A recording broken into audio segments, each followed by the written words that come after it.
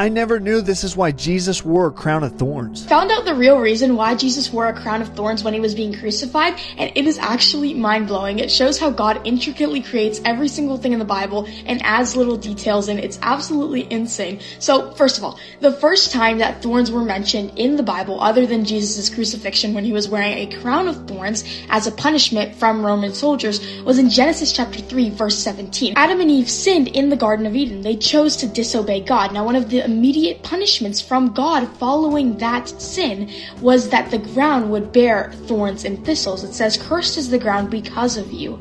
Thorns and thistles it shall bring forth for you." Part of the punishment for the first sin that was ever committed on earth was thorns and thistles. That was the punishment for sin. Now in Matthew chapter 27, Jesus wears those thorns on his head. He bears the punishment for our sin on his head.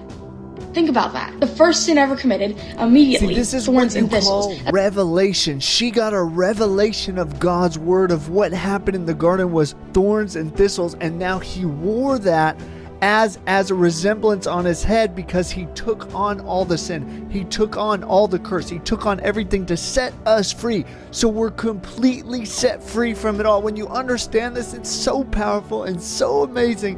And I love how she explained it. So beautiful and so awesome. Listen, if you want to learn more about the Bible today, subscribe or follow right now.